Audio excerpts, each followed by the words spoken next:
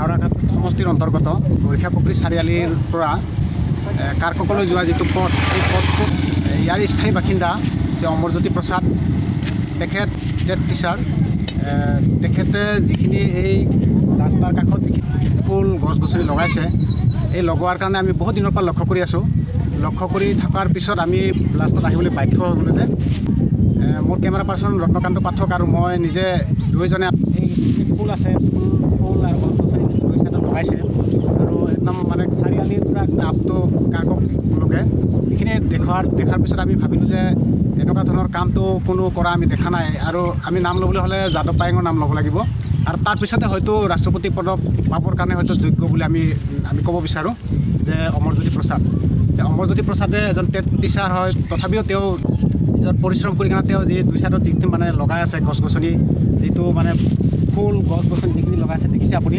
গতিকে এনেকুৱা এটা অৱস্থাত আমি ফটো ভিডিঅ' কৰি থকা অৱস্থাতে তেখেতক লগ পালোঁ। লগ পোৱাৰ পিছত আজি মানে তেওঁক দুটামান কুৱেশ্যন কৰিব বিচাৰিছোঁ। তেওঁ মানে আমাৰ ৰাস্তাতে লগ পালোঁ, চাইকেল চলাই আহি আছিলে, গতিকে তাক সুধিব বিচাৰিছোঁ।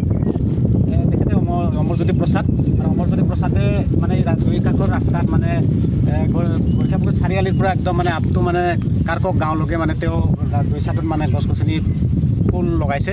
গতিকে মই তেওঁক সুধিম মানে তেওঁ বৰ্তমান কিমান দিন হ'ল এই গছপুলি লগোৱাৰ কামটো?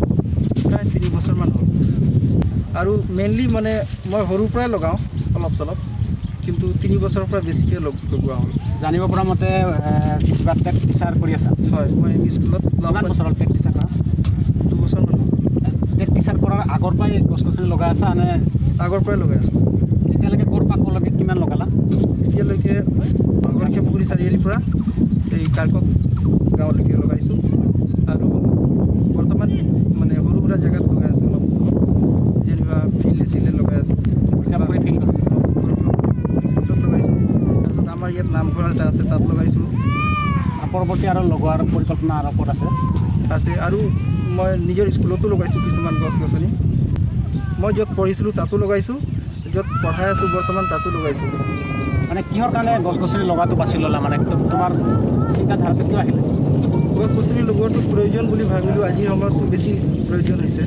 সেইকাৰণে মই মানে এইটো কামটো সময়মতে সময় পাই আৰু এইবিলাক কৰি আছোঁ। এতিয়া আমি সততে আমি দেখিছোঁ যে গছ গছনি লগোৱাৰ কাৰণে বহুত লগাই এটা সময়ত ৰাষ্ট্ৰপতি বঁটা পাবলৈ সক্ষম হ'ল যাদৱ পায়েং, অৰণ্য মানৱ বুলি তেওঁ কয়। গতিকে তুমি তেনেকৈ ভাবিছা নেকি যে নাভাবাকৈ তুমি আগবাঢ়িছানে? তুমি ভাবিছা যে এনেকুৱা কিবা? নাই, এইবিলাক কথাটো ভবা নাছিলোঁ আগতে। এতিয়া হয়তো যদি কিছুমান মানুহে কোৱা মতে যদি তেনেকুৱা হয় ভালেই হ'ব আৰু মই মানে নিজৰ কাম কৰিব লাগে ভাবি আছোঁ। এতিয়া যিখিনি গছ গছনি লগাইছা সেই লগাওঁতে ইমান মানে পকা ৰ'দত যিখিনি গছ গছনি লগাইছা, ইমান পৰিশ্ৰম কৰিছা, গতিকে তাত পানী নিদিলে ইমান কাম পানী দিয়াৰ ব্যৱস্থা কৰিছা নেকি? পানী দিয়াৰ ব্যৱস্থা মানে ঠেলাত লৈ যাওঁ, চিনটেক্সৰ হেৰি আছে তাতে লৈ যাওঁ। তোমাক কোনে সহায় কৰে? সহায় মানে তেনেকুৱা কোনো নকৰে, মইতো অকলে থাকোঁ। গছ গছনি লগাওঁতে তোমাৰ এতিয়ালৈকে কিমানমান টকা খৰচ হ'ল? মোৰ প্ৰায় 4 লাখৰ ওচৰে পাজৰে টকা খৰচ হ'ল। মানে নিজৰ পকেটত 4 লাখমান টকা খৰচ কৰি নিজে গছ গছনি লগাইছা? কিছুমান মানে এতিয়ালৈকে ফুলা নাই, কিছুমান মাজে মাজে ফুলি আছে। এইবিলাক মানে দূৰৰ পৰা আনিছোঁ, অনলাইনত কিছুমান। তুমি যে নিজৰ ঘৰৰ টকা খৰচ কৰি কিনে এই কামটো কৰিছা, তোমাৰ মা দেউতাই কিবা বাধা দিছে নেকি বা কিবা কৈছে নেকি? বাধাটো তেনেকুৱা দিয়া নাই, তেওঁলোকে ভালেই পাইছে, কিন্তু প্ৰাথমিক অৱস্থাত অলপ হয়তো ভাল পোৱা নাছিলে।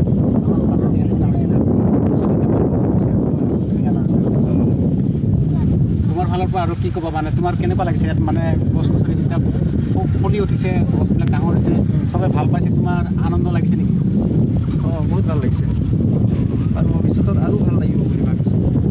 আৰু পৰিকল্পনা ক'ত ভাবিছে আৰু গছ গছনি লগোৱা?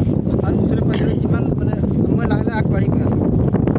এতিয়া নতুন ৰোড বনাই আছে, এইবিলাক চেষ্টা কৰিম যাতে মই লগাব পাৰোঁ। আকৌ আপোনাক কেইদিনমান আগতে গৰিষাপুখুৰী গাঁৱৰ নামঘৰৰ প্ৰাংগণত মানে গছ গছনি লগাবলৈ প্ৰস্তাৱ দিয়া হৈছে। মই লগাম বুলি ভাবিছোঁ।